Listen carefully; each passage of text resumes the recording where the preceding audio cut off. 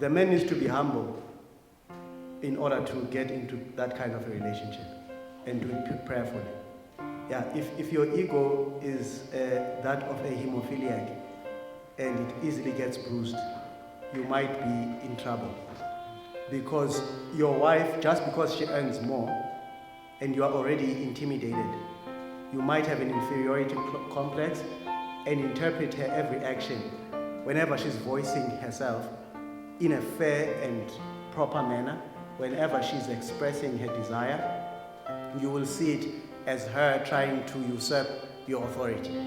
So if you have ego problems and your ego easily gets bruised, you might not want to put yourself in that situation. So that's why self-knowledge is very important. And also of the lady too. The lady also has to understand herself as well. And if she knows that she cannot, she would have a challenge respecting a man who earns less than her, then that lady also would not want to get into that kind of a relationship. Thank you. Thank you. Let's move on to the next question. Here it's a scenario that is given. Someone is going through or has gone through this. I have been in a relationship without knowledge of courtship or the principles thereof, which were discussed yesterday. For our online audience, you can find that roundtable talk on our YouTube page. Brother David, this person has found out the principles of courtship, communicated this to the person that they intend to get married to, and the person is willing to apply these principles. They are asking for guidance. Is it wise to continue in this relationship where all the principles of courtship have been violated, but there's a willingness to apply the principles as was presented yesterday? So the specific question is, should they continue within the relationship? Right. Is it safe for them to do so, having violated the principles of courtship? Or should they start afresh and wait for something new? It depends on which they've violated. So if they are violating, he's a Christian and she's not, then probably they should definitely break it off. And if they now see that they are totally incompatible, like she's realized, like, I don't know my life calling, he doesn't know his life calling, we should probably go figure out our life calling first, and then figure out if we are compatible. So it depends on which of the principles have been violated. Some, such as maybe I just need to get to know them a bit better, but it can be very tricky because, especially if you've become intimate with a person, physically intimate, your ability to be objective about their character and their defects can be somewhat limited, because when you become, I know of a friend of mine who he became intimate with this young lady, and then afterwards he realized that he one, that he'd made a fault, he had sinned in sleeping with her, and secondly, that she had serious character defects, which were like serious red flags, and he had a really hard time letting her go. He knew, he could see as clear as day what her defects were, and that they were going to seriously hinder him in his Christian experience, but because he had become intimate with her, that created a bond. So in such instances, again, it would probably be wiser to just end the relationship in that particular situation. I'll let someone else mention the others. No, I just wanted to note that in this scenario, I hope the brother also noted his own defects because he slept with her. I just wanted to note that. Because it's easy for us to note other people's defects and be oblivious of the one that has been revealed to us by the act of being intimate before marriage. That's accountability, and thank you so much for the answer, Brother David and Pastor Poswa. Moving on to the next question. How do you tell a man that you are courting, that you want to court to marry, so that time is not wasted as a young lady? The reason for this question is because Adventist men have a tendency of wasting time and playing. Brother Blue.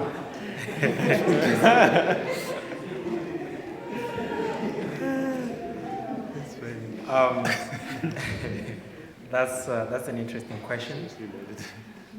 When you look at courtship, really, it was established yesterday or repeated yesterday that we are not saying that we're definitely going to get married. What is being done is, yes, you have seen some desirable character traits of this person, and I like them. The other person also has seen that. Now, what you are trying to see is to see if you are compatible, because you're just observing them from a distance at first. Now, what you want to do is you are zooming in closer to get to know things that you cannot know from a distance. Mm-hmm. So now, if you're saying that I'm getting into this to get married, then it will kind of like you are creating a blind spot, whereby even if you are not compatible, but your drive, your purpose is to get married. And that will create a problem, because courtship is there to cushion you against some of the unnecessary problems that are there in marriage life. You get to know yourself and understand yourself more, and understand the other person better and more before you commit to each other for life. So, that's what I can say. But maybe they can help me to unravel it. Just to clarify the question, thank you so much for the answer. The sister knows a brother. Mm-hmm. The brother knows the sister. They both know what's happening, but the brother is wasting time. Mm-hmm. So in our presentations yesterday, it was mentioned that it should be the man who initiates courtship or the idea of marriage. But the sister can't wait, because Adventist brothers like to waste time. Mm-hmm. What should the sister do? Oh, okay. I think we can take Pastor Poswa, you can close briefly. Look, two things I want to clarify. The first one is, this is going to ladies, and some men are not going to like this, especially the ones who are single. But I'm going to say it anyway. Men usually know what they want very quickly. Yeah. And men usually see what they want very quickly. Yeah. So if your time is being wasted, it's probably being wasted. I'm saying probably. Secondly, there's nothing precluding or that stops you as a lady to ask for clarity. That okay, we've gone through this and this and this and this. Where are we now? And when can we anticipate that this thing is going to move forward to another direction? Because are there any objections? Are there other things we are still seeking to know further than what we know already? So you can ask a question. You can ask and probe, because that's what the courtship is for. It's for you to probe, where are we now? Where are we going? And all of that. Now, if you're going to run a courtship like a dating relationship, you're going to get into trouble. Because if your focus in your courtship is having a nice time and fun, and making each other feel butterflies in your stomach, you're going to have a challenge, because you have already entered a state where you are invested in the relationship. Now, even if you see that the relationship is not going anywhere, you are going to get hurt if it ends. When a courtship ends, you should not be that hurt. You can be hurt a little bit, but the purpose of the courtship has been served. You have seen that you are not compatible. Bye-bye, God bless you, my brother. We'll see each other at church. When you see them next Sabbath, you say, Happy Sabbath. There is no hard feelings. But if you were playing the game of dating and you were playing with each other, that's when feelings get hurt. When you start being intimate, even if it starts with kissing, patting, and then it comes to making out and all of those things, then when the brother leaves, you're going to feel like they've played with your time, because you gave them something that they were not qualified to get. You gave them milk, they don't have a cow. They will not buy a cow as long as you give them milk. And let me say this to ladies, please know this for sure. When you give a man what you should not give them until marriage, you are chasing them away. Because once they get it, most of the time, they will lose 80% of the interest in you. You become about 50% less beautiful, and you become about 90% less respectable. because you could not tell them no. Then they will move to someone who has better scruples than you. So that's why, ladies, you feel like, I slept with this man, now I have to chase him around because he doesn't want to see me anymore. It's because that's how men are built. I just wanted to share that. Thank you. I think it's fine. All right. Moving on, I think you can take this one. You did mention it yesterday. We never got around to answering it. I've got a list of questions here, very fiery ones. First one, what is wrong with interracial marriages? I think we can just have an answer on that. Interracial marriages. God is a God of beauty. He created different types of animals, human beings with skin color. We are all made of one blood. There's no segregation of any form with God. We find that in the Bible, the real qualifications for marriage is religion. It's not ethnic, racial, it's not on racial grounds.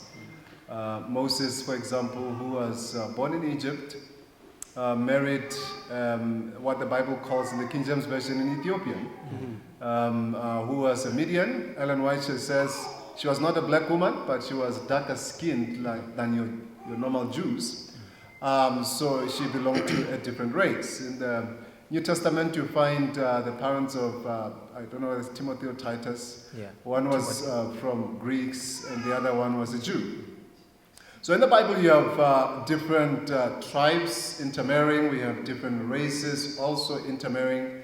And there was a counsel that Ellen White gave during the time of slavery in the 19th century about slavery because of the issues that were there, because of the racial divide that happened in America.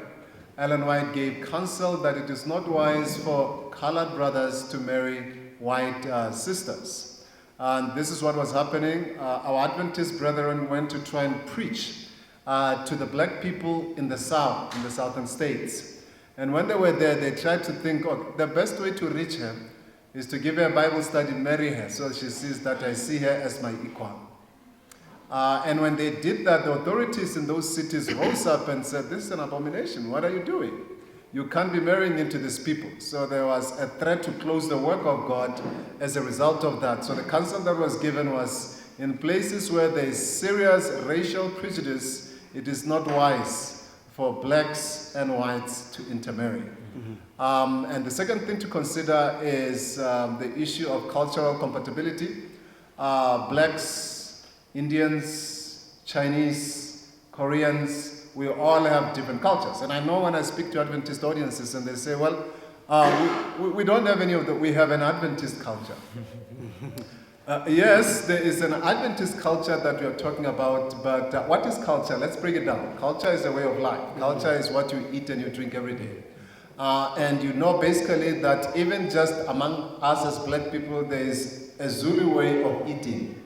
There's a Zulu way of respecting people. There's a Zulu way of women eat this way and men eat this way. And then there's a Xhosa way of doing it. And then there's a Venda way of doing it. So even among the same races, differences in cultures can make marriage very, very rough, even among the same black people. The question is, if you weigh the culture of the person you're considering, are you able to live with that? You know, some women feel loved if they are taken out to a restaurant. Can you afford to be able to pay money to take somebody out to a restaurant? Can you really live with this? And it may look like it's very simple. I know another couple. The man's parents, the father was Chinese, the mother was Australian, and the young man was born in America. So he's an American, Chinese, Australian. And he married a lady from Zimbabwe who was a mixture of Shona and Ndebele. So when the child is born, it's just a human being. So the point being, that marriage in 5 years, it didn't work. And it's not because the skin colors were not going. No. It's just that culturally speaking, you have somebody who grew up in Zimbabwe, somebody who grew up in America, and partly in Australia and China, and is expecting this woman to treat him the way that women treat their husbands in Australia. And the poor Zimbabwean lady has no idea how to do it. She knows how to respect men the Zimbabwe way. And and she's wondering what is going on? What's wrong with this man? And the woman is wondering what's wrong with this woman?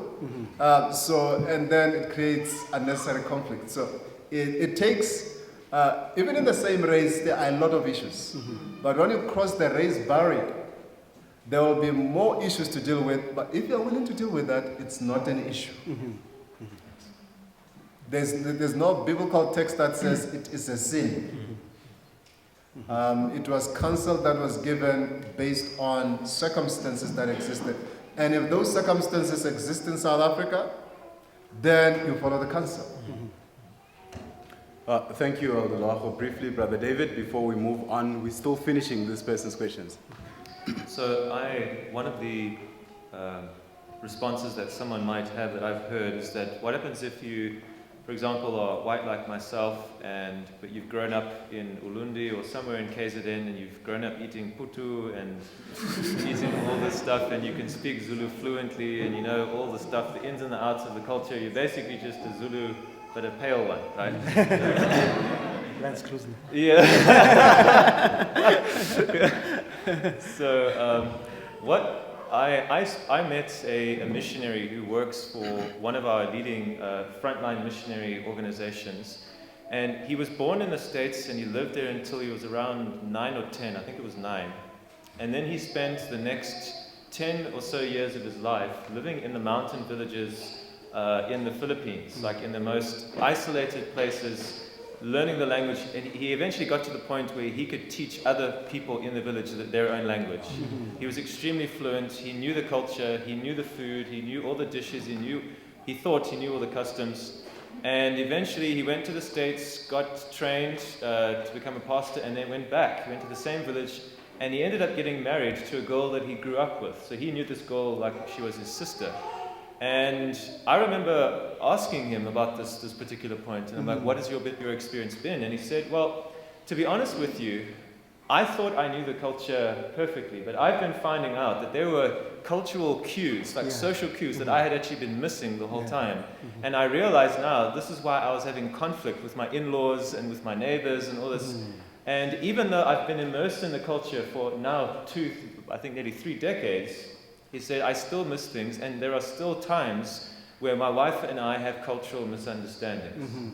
So he says, I love the culture, I love my wife, but definitely the cultural differences they can add conflict where there need not be any. And this is a man who loves his wife and is married interracially and is dedicated to that culture. Thank you. Let him that is an ear hear. Now, we have 2 very difficult questions open to the panel. The first one is, what is wrong with marrying an older man or woman than yourself? The second question being, can you marry a disabled person when you are not disabled? Yes, okay, I need to switch it on. So the question about age and marriage, the Ellen White gives counsel that there should not be great disparity in age. And what is great disparity? That counsel generally understood it to be saying 10 years is quite a great disparity given a certain age gap. So if you are between 20 and 50 or 60, a 10-year gap, in other words, a 40-year man who marries a 30-year-old young lady, or a 35-year-old man marrying a 25-year, research has shown that they are able to work things out together. But once you extend over 10 years, then it becomes a little bit challenging to be able to work things out together, meaning the man is older. And it's slightly worse when the woman is 15 years older than you, because she will age faster, and when she has babies, and people will call you names. They will call you the woman a baby snatcher, and there are a lot of societal taboos that are attached to that kind of setup. But what we learn in the Bible is that Adam was a few hours older than Eve. They were born the same day. They were created the same day. That's what we find in the Bible. We also know that Sarah was 10 years younger than Abraham. And when the 10-year gap doesn't mean much when you are older. You are 70, you marry somebody who's 60, or you are 75, you marry somebody 85. I mean, you basically are all retired. So it's not so much of a big issue in terms of adjustments. But you also want to make sure that if you do have marriage, you are able to have a father or a mother who's able to run and catch the children when they are mischievous. Not the one who will always send you. So should the woman be older or younger? There is no clear evidence. The only evidence we have, Adam was a few hours older than Eve, like I mentioned. We have Abraham, 10 years older than Sarah. And there are a few instances in the Bible, the instances are that the man needs to be older. And what we also find is that with age comes maturity. Generally, men mature later. Women mature earlier. So you want to make sure that you marry somebody who's mentally mature. So in the Bible, there is a precedent set of a man being older because of his leadership role and things of that nature. But is it a sin? I don't think so. It's the ideal thing to adopt. Thank you. All right. I just wanted to comment one thing. There's also health-related issues. The older the woman gets, especially when it comes to the first child, the more risks there are in terms of their health. So you need to take that into consideration. The older the man is, recent research has shown, the higher the risk is to have children born with abnormalities. Like Down syndrome and things like that. So you need to take that into consideration. I was not aware of this until I heard it. I think it was Dr. Neil Nedley, who presented it in a conference. And I went to a place where I saw a young lady, and she was a nice young lady. She was very friendly and whatever. But you could tell that there were some abnormalities in terms of her mental health. And when I found out who her father was, and the father shared, no, we got her in our old age and whatever. What Neil Nedley said clicked. And then I saw something similar in another place, and then in another place, and I said, okay, now what the scientists, what actually Ellen White said in the 1800s, and she was regarded as absurd, because that's one of the reasons that she gives, is now being backed up by science. I want to pose the next section of the same question. Can you marry a disabled person when you are not disabled, so that we do justice to this person's questions? Brother David. A physical disability is quite different from a mental disability in terms of you being able to have a relationship, because someone can have a perfectly healthy mind while their body is disabled.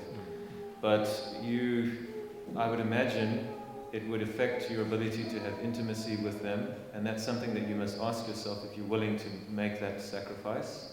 Because while we aren't to be carnal, that is a part of a relationship, sexual intimacy, and I imagine, without being crude, it's quite difficult to do that with someone who has disabilities. And then, of course, I have family who are disabled and perfectly mentally astute.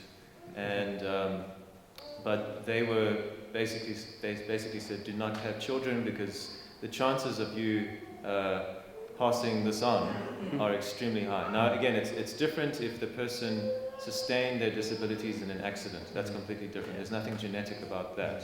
But if they have something like cerebral palsy or something along those lines, the chances of them, I don't even know if they can have children, to be honest. I'm not informed in that light. But when it comes to mental disabilities, the chances of passing on those issues are very, very high. They even, like when it comes to people with Down syndrome and things like that, the chances of them giving birth to children with similar disabilities are quite high. And again, this is why I counseled against that, because it's, while the desire to have children is understandable, she basically said it's not kind to have children knowing that the chances are quite high for them to have to live with the same problem. Thank you, Brother David and Pastor Poso and Elder Loacho. Now, the next question is one that I faced myself when I got married. A lot of people came saying congratulations, wishing you all the best. And there's a certain brother who came and says, my brother, I know you like to plan, but don't plan on behalf of God. When it comes to kids, it's God who blesses with kids. And he advised me to have 6 children. Also, he planned for you. Exactly. So the question I'm sitting with here is that, do we have to plan the family size prior to getting married, or allow God to decide how many children we'll have? Now, there's something in brackets here that says, there's a clause, I suppose, to the question that says, because the husband wants many babies without really considering the responsibility. So I suppose this is coming from a wife, and I would really appreciate this answer. I would be helped as well. Anyone can take the question. Brother Blue, I see you've got your mic up. All right. On the family size, it's something that both people have to agree on. They have to discuss it. Remember that the mother or the woman is the one who bears the children. Her body is taking all that assault, if I may call it that. So you also have to consider the health of your wife. That's something that is very key. I know of a couple that wanted to have 4 children, but because of the health of the woman, they only managed to get to 3.